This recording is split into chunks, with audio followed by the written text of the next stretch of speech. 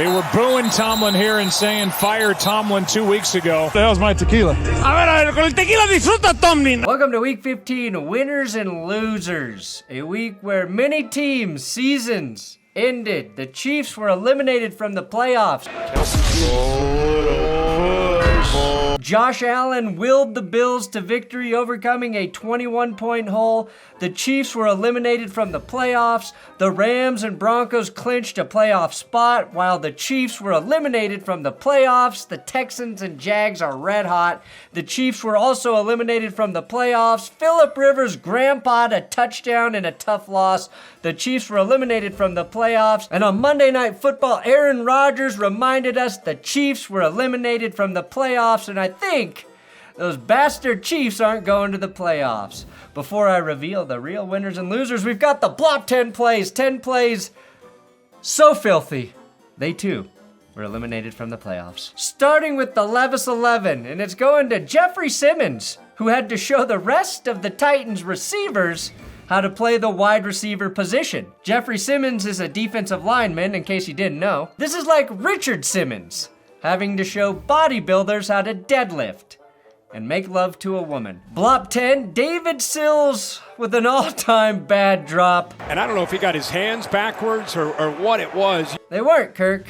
And could somebody, for the love of God, tell Terry McAuley it's not 1953? What happens first? Does his rear end hit first or does the elbow hit first?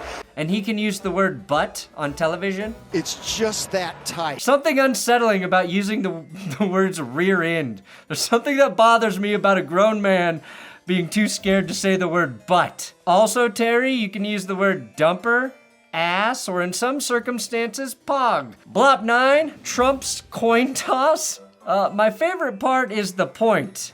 According to sources on the ground, Trump was quoted as saying, "Heads I win, tails you lose." Blop 8, okay, I'm officially over Mac Hollins dressing like an a-hole on cold days. We get it, Mac, you're unique. I actually have more respect for guys like Isaiah Pacheco showing up in a roided out George Costanza Gore-Tex coat to stay warm. If you're gonna look ridiculous, at least be cozy. Blop 7, the Bills. Is this the new greatest helicopter since Super Bowl 32? Maybe. Maybe he was just trying to keep that Patriot warm in the cold like a gentleman.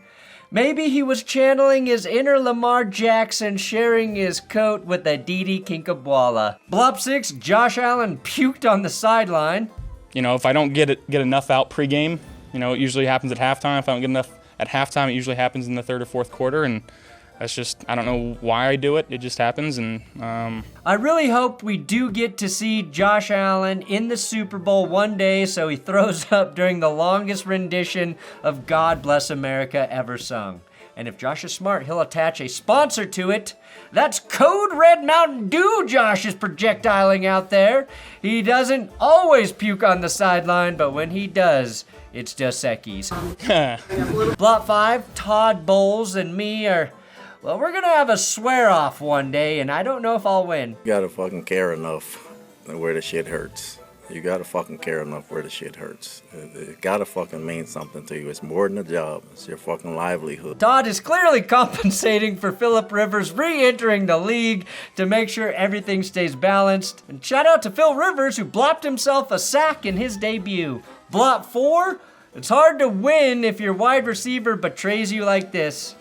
There's a reason we call them Jerry Judas here in Denver. Blop 3, Luther Burden? Luther Burden? As far as NFL players summoning animals onto the field based on their name, this isn't so bad. If it were Spencer Rattler, we'd have a real problem. Derek Wolfe? Oh God, we're screwed. We're the scariest animal of them all. And Big Boo. Are we ever gonna get tired of that? Or can I just play that every episode until we're all dead? Blop 2, Brock Purdy toys with Cody Barton and apologizes immediately after. NFL historians are calling this the whitest taunting of all time. So I thought it was dumb. The whole ball fake at the end, I was like, bro, what did I just do? So for me to do that, like, I was like, bro, I'm sorry, that was stupid. And Blop 1, Chris Jones had no idea the Chiefs were eliminated giving us one of the saddest sound bites you'll ever hear. Still have a fighting chance.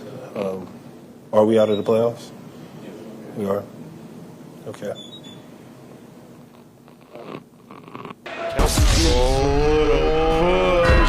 Between that and the Eagles players not knowing they were on a short week, we're on a short week again? What? All right, play Saturday.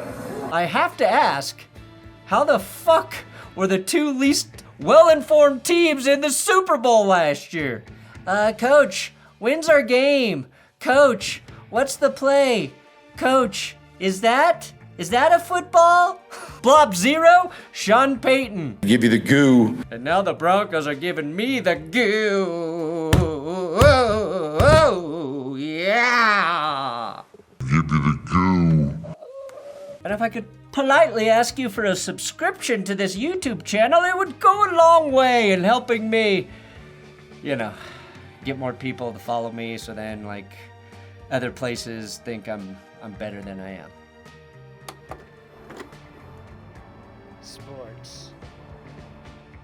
Will you have family visiting for the holidays?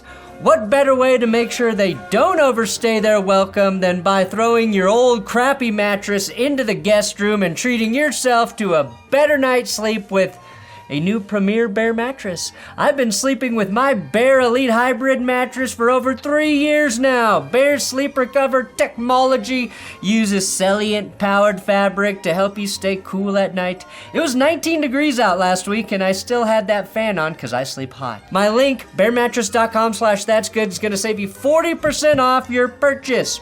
Bear makes premium fiberglass-free mattresses, and all jokes aside, nobody just buys a mattress for the fun of it, right? You gotta need a mattress, and like any big purchase, it can be a tough decision to make. So I suggest taking the Bear Sleep Quiz to help dial in what mattress you're looking for and what is right for you. It will help match you with the perfect mattress for your body and sleep preferences. My preference is to sleep at nighttime with my eyes closed, and I landed on the Elite Hybrid. Sleep good, feel good, sleep good, and this year I am having pleasant dreams about my football team while I am sleeping. Whew, another 3-point victory. We have 3 Bear mattresses in our home. I've got over 1,000 nights of sleep on my Bear, and Bear and I wouldn't still be working together if we weren't both happy. Bear just ran a survey on over 300 of their recent customers where 82% saw an improvement in their sleep quality. The online ordering process is easy. The mattress arrives on your doorstep in a box and unpacks with ease. Again, I've done it 3 times now. Bear offers a lifetime limited warranty and financing options, plus 120 nights to test it, which allows you to put it through the appropriate sleep testing to make sure it's a good fit for you. So if you're looking to improve your sleep quality or upgrade your old mattress, take advantage of my discount 40% off at bearmattress.com/that'sgood. That's a good. Yeah, baby.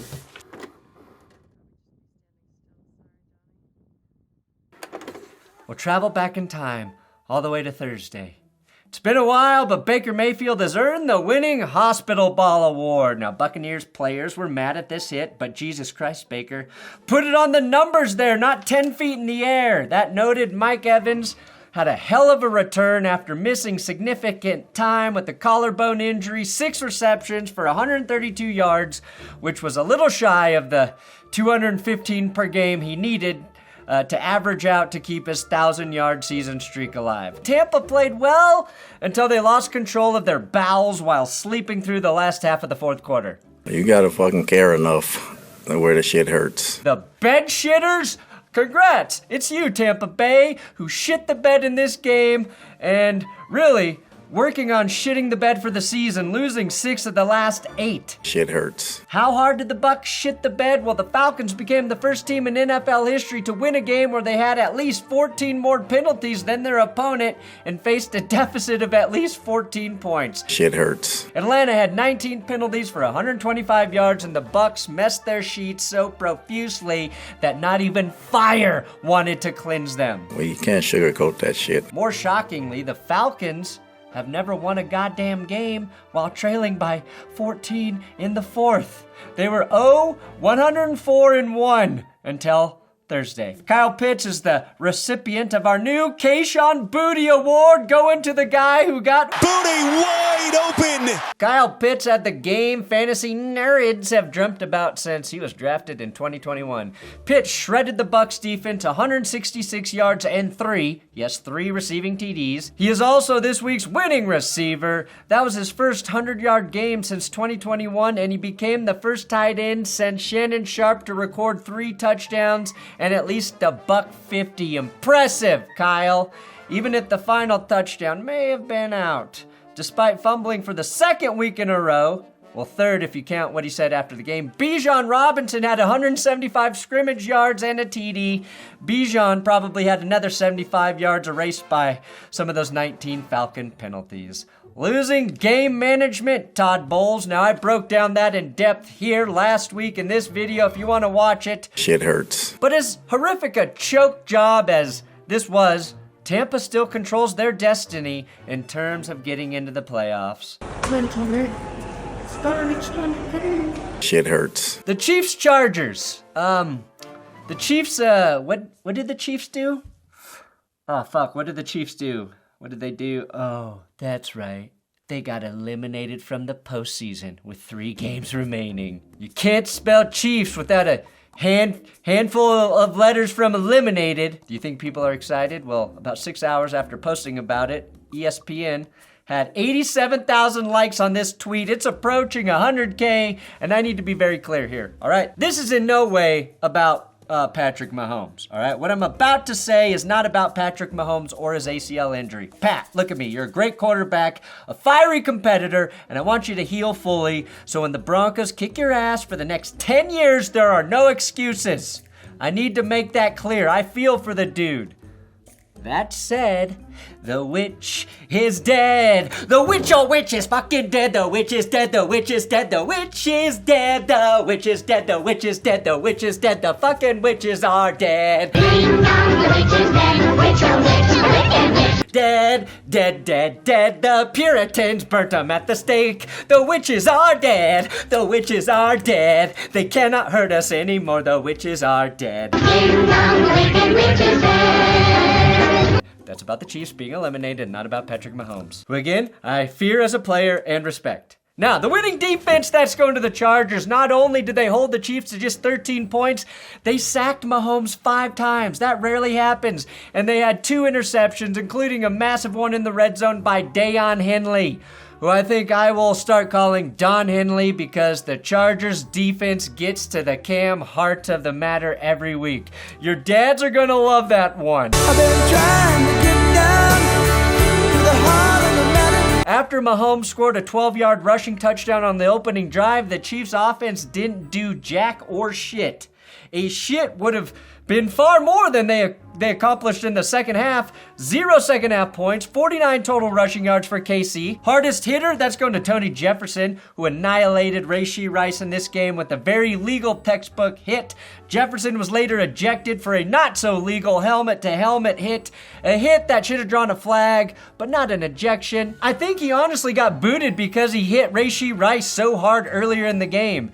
He did prove once and for all the Chiefs fans that birds are real. Debate over. Winning irony, the Chiefs waving goodbye to Tony Jefferson after his ejection, minutes before they would be eliminated from the playoffs.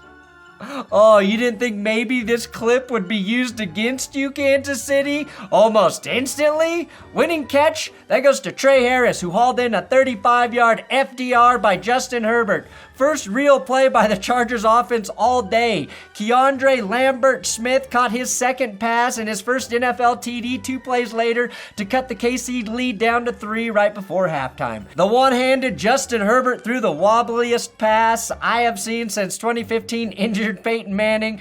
The Wobblers set up the game-tying field goal.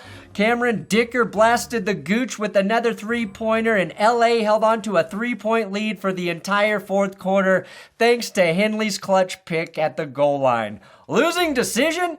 Andy Reid. Mahomes is out of the game with that unfortunate ACL tear. He has Gardner Minshew in the mix, and Reed dials up a pass when the Chiefs were already in field goal range for the tie, which of course was intercepted. Which you can't spell the word interception without some of the letters from the word eliminated. Shit hurts. The Ravens, in a must-win game, somehow goose-egged the Bengals. Losing hands, going to Zay Flowers, who dropped another pass, and Jordan, one battle after another, picked it off. I've had a few. A few what? A few small beers. Flowers dropped another rough one in the back of the end zone in this game, but mostly redeemed himself with one of the more impressive catches this week.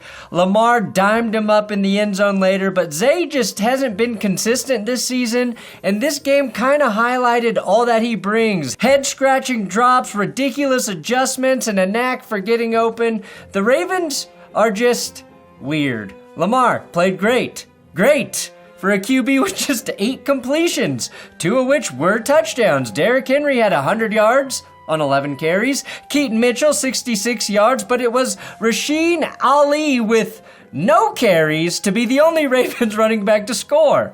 Unless you count Alohi Gilman as a running back, and I do, receiving the winning handoff from Kyle Van Noy, dishing Gilman the ball after the interception so he could run it in for the score. If you squint hard enough, you can see vintage Ray Lewis and Ed Reed.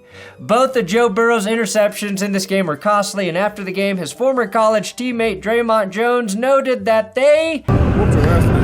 there's not a team in the NFL that would have won the game today if I was the quarterback. The 49ers took care of business against the Titans. If there was one play to sum up Tennessee's entire season, it is Cam Ward scrambling, extending, scrambling, throwing to find an open Chimere Dike who just betrays the hell out of his quarterback with a drop. Cam Ward earns the Tua Tagovailoa award, going to the guy who almost got it right. Ward might have had his best game as a pro, just 9 touchdown passes in his rookie season before this game, but he's now thrown multiple in his last 2, both times against tough defenses on the road. I thought Brock Purdy was excellent, 295 yards, 3 touchdowns. George Kittle and Jawan Jennings were his 3 TD scorers. Jennings had 2 touchdowns on just 3 receptions, and I feel like we're poised to see a Bosa-less 49ers face the Parsons-less Packers in the wildcard round. Losing situation, the 49ers placing Brandon Ayuk on the reserve/left squad list. Ayuk got that massive payday, then tore his ACL last year, and per the 49ers, has simply ghosted the team during his recovery. Yeah, we haven't seen him forever, so, I mean, that's the decision they make. It's been pretty simple for me. I mean, I haven't seen him in a month, so. Now, I'll reserve judgment until we get some more info, but this could make Brandon Ayuk the Albert Haynesworth of wide receivers. Winning, but also losing stat, J.J. McCarthy was excellent against Dallas, except when he was throwing it to the best player on the field. JJ was 13 of 16 for 228 yards, 2 touchdowns, and a perfect passer rating when targeting anyone on the Vikings, not named Justin Jefferson. For 2 guys with the same initials, they have a bizarre lack of chemistry. It didn't help that they had a touchdown called back and another one completely dropped. I fear one of these men will need to change their name. And if I'm Justin Jefferson, I am encouraging J.J. McCarthy to legally change his name to 9. It worked for Ocho Cinco, so. Losing deja vu, the Cowboys, as J.J. McCarthy channeled his inner Peyton Manning and completely fooled the entire Cowboys defense. Again, wasted fake the Cowboys, blowing their awesome fake field goal in a game they'd lose. 0 touchdowns for Dak Prescott in this one. That sounds crazy, but that's actually the 3rd time this season Dak has failed to throw a TD. It happened week 1 against the Eagles and then again against the Broncos. Now, I knew the Cowboys were fucked the moment Brandon Aubrey missed his 2nd field goal in this game. Aubrey shanking 2 field goals is like 8 missed kicks for a normal kicker. Dallas now has a 1% chance to make the playoffs. So you're telling me there's a chance? Sure, tell yourself whatever you want, Jerry. The Cowboys defense has also allowed 30 or more points 7 times this season, and it looks like both Dallas and Green Bay ultimately lost on the Micah trade for this season. Winning medic, Jordan Addison, who did revive Jalen Naylor. Oh yeah, I seen my guy. He was down. I had to come hit him with the stem, get him back up. He's still living right now, so he good. He revived you? He tried to, but I was down for the count. But they brought me back from the buy station, so I take it. The winning QB, well, the NFL had 5 passers to throw for more than 300 yards by the end of Sunday night. I thought it was 2016 for a second. Kirk Cousins led the way with 373. Matthew Stafford, Jared Goff, Bo Nix, and Trevor Lawrence all up in there. The winning QB, though, was an easy choice, and that is Trevor Lawrence, who accounted for 6 total touchdowns in the Jaguars' win. The 1 week I could have made a valid case for Bo Nix. You go and have the game of your life, Trevor Lawrence? Firstly, Trevor, respect. Secondly, fuck you, you hippie-haired flower child. It helped that you played the Jets, led by Brady Cook, who did fire 3 interceptions to the Jags defense.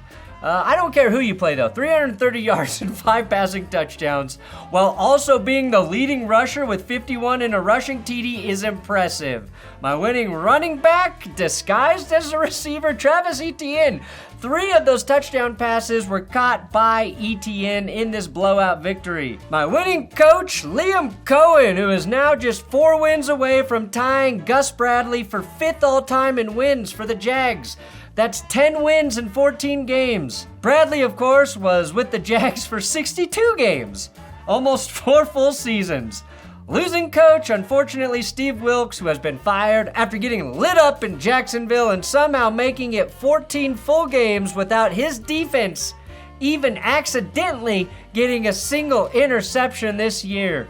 My losing quarterback, I'm sorry to do this, but it's Kenny Pickett, who could only muster 64 yards, an interception, and 4 sacks, taken against his former team. 37-year-old Brandon Graham managed to get his first sacks, and showing Phillip Rivers you can unretire and return to the game you love. Graham got up off the couch 6 weeks ago and just notched 2 sacks for the Eagles. He also had 1 tackle for a loss and 2 more quarterback hits. Oh, and somehow he did it all in just 7 snaps on defense, most of them coming at defensive tackle. That is true efficiency. He is my winning defender this week. Now, Pickett didn't have much of a chance to win the revenge dagger, considering his hands are too small to even grip it. Sorry, the Raiders were completely shut out for the 2nd time this season, and they have now also earned the we-ass award for a 2nd or 3rd time this season. I've lost count. We ass. No team was more we-ass than you, and the Bengals came close. You play the Raiders, it's like putting Neosporin on your cuts. They heal those wounds. The impressive part is Gronk saying Neosporin correctly. Micah Parsons. Winning Pirate Jalen Hurts, who only threw to the left side of the field. Very funny to do that against the Raiders, of all teams. The Dak Prescott Award going to the QB who, no matter what he does, his team loses, is Jared Goff, shared with his receiver Amon-Ra St. Brown this week. Jared Goff was the only quarterback I mentioned to throw for more than 300 yards and lose this week. 2 of his 3 touchdowns went to Amon-Ra. In the Lions' losing effort against the Rams. Detroit was actually ahead 24-20 late in the 3rd before falling 41-34. Dan Campbell also earns my losing play call. Trailing by 10 in the 4th quarter, he dials up a draw play on 3rd and 11. The draw play, Dan, the absolute most we are giving up and playing it safe play on the call sheet, Dan. Outside of the near pick 6 from Aiden Hutchinson, we watched a Lions defense that just is not poised to contend with all their devastating injuries. Weirdest touchdown, that goes to Rams tight end Colby Parkinson. Parkinson had 2 touchdowns, but this one, where his knee hit down well short of the goal line, that was ruled a TD, had Lions fans pissed. He bobbled the ball after that, and I think the thought is he crossed the goal line after regaining possession, but we didn't even get clarity on when he actually regained possession. Lions fans, if you're pissed, you know what to do. Go buy yourself a bag of Fuck the Refs coffee. It's the only way to make sure the refs get fucked. Benchwarmershop.com. That said, if LA was ruled short there, we all know the winning two-headed monster is scoring from the two. Blake Corum and Kyren Williams, you are monstrous. Kyren now has 3 straight 1,000-yard rushing seasons, 78 yards in this one and 2 TDs on the ground. Corum tamed the Lions with another touchdown and 71 yards. And Corum has one of the nastiest jump cuts in the game right now. The emergence of Blakey in the last 3 games makes the Rams just so hard to defend. Puka Nacua was unguardable, which is to be expected against a secondary missing 3 safeties in the starting corner, right? Right? Shit hurts. Biggest bailout? The Panthers and Cowboys blowing winnable games, which luckily for the Lions keeps them firmly in the mix for the playoffs in the current 8 spot. The Michael Penis Jr. Award going to the player who rose to the occasion. I don't know how it could go to anybody other than Phillip Rivers this week. Once he took a hit, he knew he was good to go. Keep Leonard Williams away from nursing homes, by the way, because that asshole loves elder abuse. He's like Ben Stiller and Happy Gilmore. You could trouble me for a warm glass of shut the hell up. You're in my world now, Grandma. Winning stat, Phillip Rivers hadn't played in 1,800 days and he had to face one of the best defenses in the NFL. He didn't even have a fresh pair of cleats. In the most old man move ever, he pulled a pair of his cleats out of a trophy case when Indy called him back up to the big leagues. And Phil joined one Brett Favre as the only grandpa to throw a touchdown. Sorry, Sonny, but you can't spell touchdown without Josh Downs. Rivers went 18-27 for 120 yards, that TD and a pick. He even led a lead-taking drive to set up Blake. I would have so many groupies after nailing the 60-yarder if the Colts didn't have this week's losing defense. I mean, you played pretty good all game, except for when your team needed you. And I think the new kickoff rule, I'm starting to think it sucks. Groupie, after nailing that 60-yarder, left just 47 seconds on the clock. He nearly kicked it out of bounds too, but Rashid Shaheed returned it to the 37. So without any timeout, Sam Darnold and the Seahawks needed just 2 completions to give Jason Myers a shot from 56 yards. Congrats, Jason Meyer, because you're the winning kicker, stealing it from Groupie. Jason became the first Seahawk to make 6 field goals in one game. Needing just 22 seconds to win the game without a blown play seems silly to me. I mean, Phillip Rivers can't even make a fucking kid that fast. No contraception. Rivers' lone pick was a desperation heave to close out the game, but it was nostalgic to see him throw a game ender at the tail end of the afternoon. I will say, after the game, I felt a little bad because I did grow up watching Phillip play. I was a Chargers fan growing up, so I felt a little bad. Shit hurts. Winning life lesson, Phillip Rivers after the game. When I think of my sons and those ball players, that I'm in charge of at the school, that they'll say like, "Crap, coach wasn't scared." You know what I mean? It's like, shoot, safe bet is to go home or to not go for it, and the other one is, shoot, let's see what happens. Don't look now, but C.J. Stroud is starting to hit his C.J. stride. I blinked when the morning games kicked off and the Texans were already up 17-0 on the Cards. Stroud was efficient, 22-29 for 260 and 3 TDs, beginning with that instant 57-yard score to Nico Collins. He was especially good on throws past the sticks, hitting 9 of 11 for a perfect passer rating. This was the quickest, easiest win of any game on the slate this year for the Texans, and they are winners of 6 straight. Winning running back, well, all the usual suspects were in play this week, but I'm going way outside the box here. It's a dude I'd never even heard of. Jahar Jordan, who became the first Texans running back to rush for 100 yards this season. He is 4th on the Texans depth chart, and while 50 of his 100 came on one rip, he did get the most carries of any Texans back at 15. This was his first ever NFL game. I think the Texans finding a consistent run game will be their best friend in the playoffs. Nick Chubb's injury opened the door for Jordan, and I'll be very curious to see his production and utilization next week. Woody Marks has been good, but there might be some explosive upside to Jordan to justify carries going forward, and God, I wish Trey McBride played for the Broncos. The Jameis Winston Award, the anti-game manager, that's going to Shadir Sanders, who had his strongest game against the Titans last week and followed it up with a 3-interception performance against Chicago. Not all of the picks were his fault. We already pointed out the one that Jalen Johnson just took from Jerry Jeudy, but Shough finished the game 18-35 for 177 yards, no touchdowns, and 5 sacks. And you probably are going to take a lot of sacks when you hold onto the ball for 7 seconds like he did on this play. If Shough can refine his game, the big plays are there. Bond, Fannin, he's getting the ball to the playmakers. Myles Garrett is now 1 sack away from tying the single season sack record.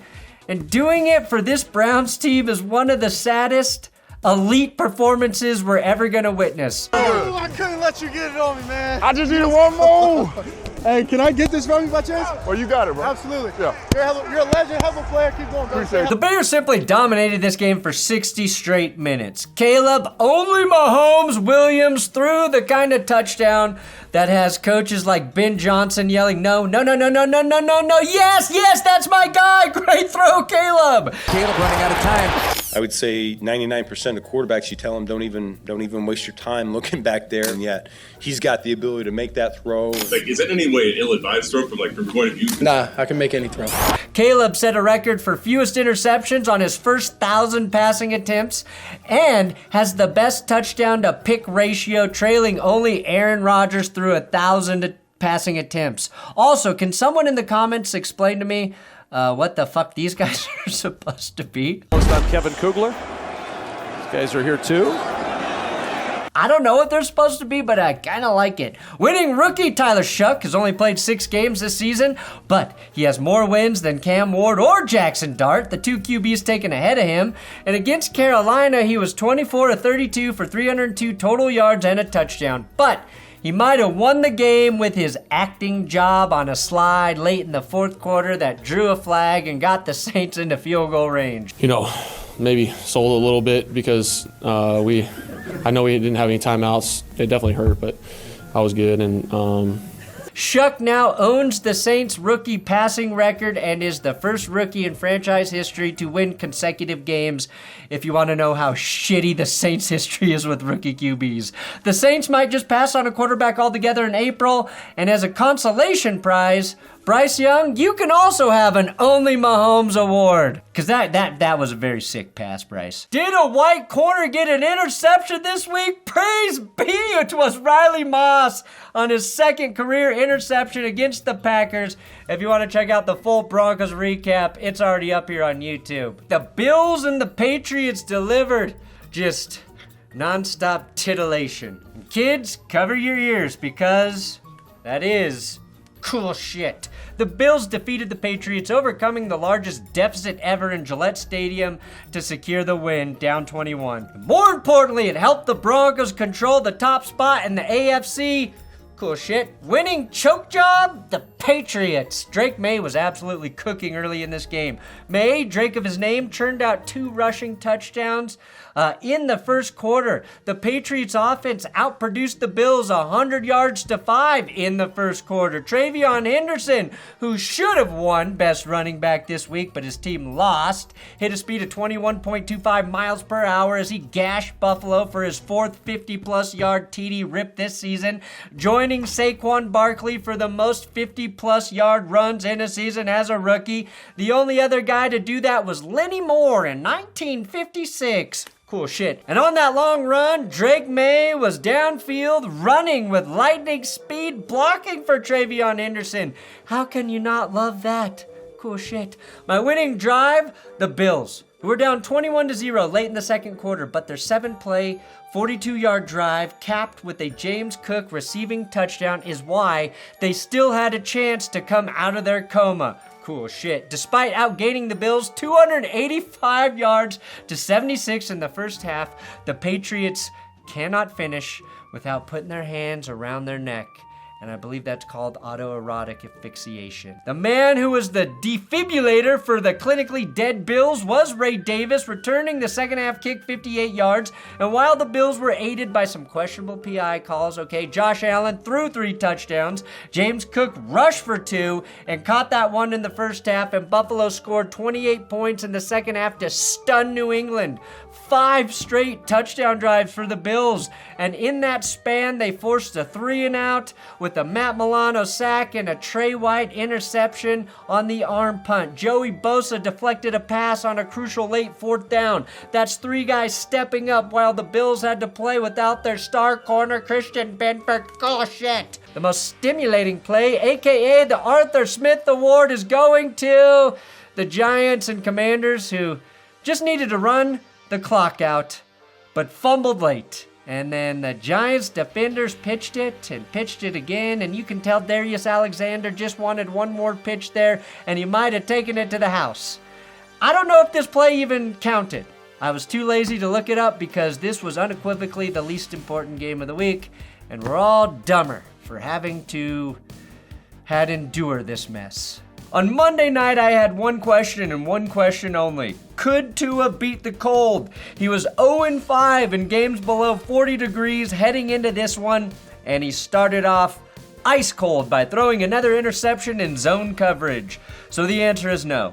Tua lost to the cold again and is now 0-6. Winning commentary, Troy Aikman, in awe of voyeur Rodgers on the tush push. Yeah, look at him.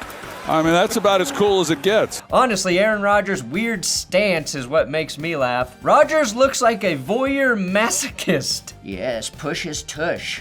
Push it harder while I watch. Losing team, the Dolphins, who had to win this game to have any chance. Miami, they started this game by scoring the first 3 points in the second quarter, shutting out the Steelers early, and then they collapsed. And I think it started with Darnell Washington wearing out the entire Miami defense on a single play.